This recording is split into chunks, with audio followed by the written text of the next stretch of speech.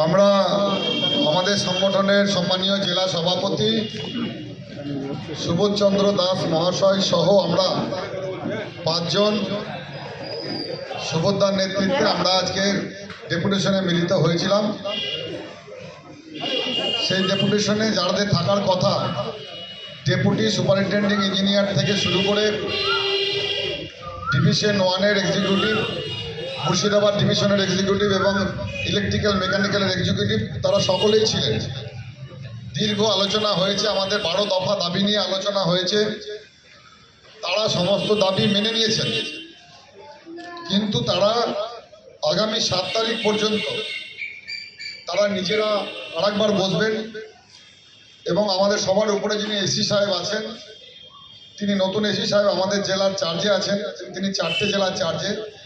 তিনি নেক্সট মাসে যখন আসবেন, মাসে হয়তো 1 দিন করে বা 2 দিনের বেশি আসতে সময় পান না, তার সঙ্গে আলোচনা করবেন। এবং সর্বোপরি আমাদের জেলা শাসক এবং কিছু সিদ্ধান্ত মন্ত্রীর দপ্তরে যখন মিটিং হয়, চিফ সেক্রেটারির পক্ষ থেকে যখন চিফ ইঞ্জিনিয়ার ওখান থেকে যখন মিটিং হয়, সেখানে ডিসিশন নিয়ে ওনারা আমাদেরকে লিখিতভাবে চিঠি করবেন, জানাবেন।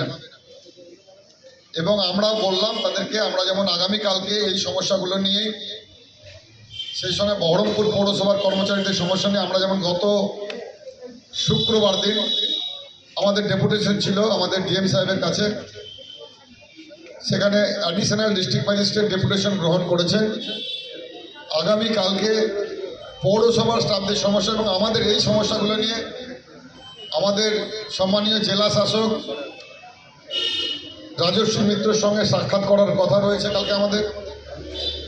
এবং আগামী মাসে আমাদের রাজ্য সংগঠনের পক্ষ থেকে মন্ত্রীর কাছে, আমাদের মন্ত্রী সম্মানীয় পুলক রায়ের কাছে, সে কথা ওনাদেরকে জানিয়ে রাখলাম। আমাদের রাজ্য সংগঠনের নেতারাও যেহেতু ছিলেন, আমরা সেখানে আমরা যাব, বা আমি না গেলেও আমাদের যে রাজ্য সংগঠনের নেতা আছে তারা যাবেন, আমাদের জেলার সমস্যাগুলো তুলে ধরবেন। চেষ্টা করব আমিও যাওয়ার আর কি সেখানটায়। সব মিলিয়ে ওনারা একটু সময় নিয়ে এই 12টা দাবি যাতে পূরণ করা যায় সেই চেষ্টা করবেন বলে ওনারা কথা দিয়েছেন। আমাদের যে এরিয়ার টাকা নিয়ে আমরা যে দীর্ঘদিন ধরে বলে আসছি, এরিয়ার টাকার একটা তালিকা সহ আমরা তুলে দিলাম, কিন্তু অনেকে একটু ভুল করেছে। ডিভিশন 1-এর যে তালিকা হয়েছে তাতে অনেকে হয়তো মুর্শিদাবাদ ডিভিশনের নামটা হতো, মানে আমাদের কর্মচারীরা অনেকে কোন ডিভিশনে কাজ করেন জানেন, এটা জানাটা উচিত আপনাদের। তো যাই হোক, যারা পাননি এখনো পর্যন্ত, আগামী 7 তারিখের মধ্যে এরিয়ার টাকা আপনারা কিন্তু সবাই পেয়ে যাবেন। আমি নিজেও 1 টাকাও পাইনি এরিয়ার টাকা। তিনারা 3 জন সাহেব কথা দিয়েছেন, সংশ্লিষ্ট এজেন্সির সঙ্গে কথা বলে দ্রুত পাবে। তারপরেও যদি কেউ না পান, আমাদের অফিসে আবার এভাবে যারা যারা পেলেন তাদের আসার দরকার নেই, আমাদেরকে জানিয়ে দিলেই হলো ফোনে বা গ্রুপে। যারা পাবেন না তারা অন্তত এসে একটা আমরা তালিকা করবো, সেই তালিকায় এসে জানাবে না। আর হচ্ছে নিয়মিত বেতনের জন্য আমরা বলেছিলাম 7 তারিখের মধ্যে, অনেকটা মিটেছে। যে কয়েকজন এজেন্সি হয়তো 2-3 মাস ধরে বেতন দেয়নি, তারাও আগামী 7 তারিখের মধ্যে যাতে বেতন দিয়ে দেয় তার জন্য তারা উদ্যোগী হবেন বলেছেন। ইএসআই কার্ড দেয়নি, আপনারা জানেন যে ইএসআই কার্ড নিজের নিজের ঠিকাদারকে ধরতে হবে। নতুন নতুন ঠিকাদার হয়েছে, তাদের সঙ্গে যোগাযোগ করে পরিবারের আপনি সহ 5 জনের ছবি, আধার কার্ড, ভোটের ছবি নিয়ে যোগাযোগ করে ইএসআই ফর্ম ফিল আপ করিয়ে বহরমপুরের গীতারাম হসপিটাল, এনএইচের ধারেন, অথবা হচ্ছে আমাদের হচ্ছে লীলা হাসপাতালে আপনারা জমা দিলে 7 দিনের মধ্যে সেই হাসপাতালগুলো থেকে আপনারা ইএসআই কার্ড পেয়ে যাবেন। তা আপনাদেরকে ঠিকাদারদেরকে ধরে করে দেবেন, সাহেবদের পক্ষ থেকে ঠিকাদারদেরকে আজকে ইনস্ট্রাকশন দিয়ে দেবে। কিন্তু অনেক ঠিকাদার হয়তো নিয়মকানুন জানে না, তো আপনাদেরকে কিন্তু নিজের নিজের ঠিকাদারের সঙ্গে যোগাযোগ করে ইএসআই কার্ড, কাগজপত্র, ছবি নিয়ে গিয়ে করে নিতে হবে।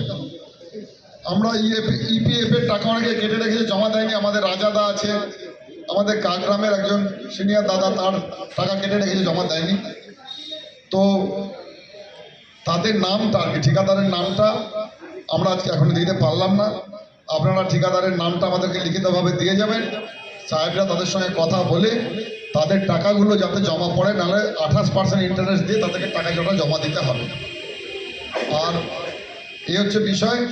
আরও যদি কারোর ইপিএফের টাকা কেটে রাখছে, আপনাদের অ্যাকাউন্টে জমা পড়ছে, এরকম যদি থাকে আমাদেরকে জানাবেন। আমরা দুজনের তথ্য পেয়েছিলাম, আমরা তুলে ধরলাম। তাদের টাকা অ্যাকাউন্টে জমা পড়ে যাবে। আমরা বিভিন্ন প্রকল্পে জমিদাতাগণের বাধা প্রদানে কাজ করতে না পারা কর্মচারীদের সরকারি জমিতে পুনর্নিয়োগের জন্য দাবি জানিয়ে এসেছি। রফিকুল আছে, আমাদের মাসুদা বিবি আছে, সুব্রত মুখার্জি আছে, তপন চৌধুরী আছে, আশিকুল আলম আছে। তাদের জন্য সাহেবরা ডিএম সাহেবের সঙ্গে কথা বলে সংশ্লিষ্ট জায়গাগুলোতে যাতে নিয়োগ হয়, যেখানে যেখানে আমরা দাবি করেছি সরকারি জায়গায়, যেখানে জমির মালিকরা ঝামেলা জঞ্জাট করতে পারবে না, তাদের যাতে কাজ করতে পারে তার ব্যবস্থা ওনারা ডিএম সাহেবের সঙ্গে কথা বলে করবেন। আমরা 5 গ্রাম প্রকল্প, লালবাগ WTB প্রকল্পের পান্দারা প্রকল্প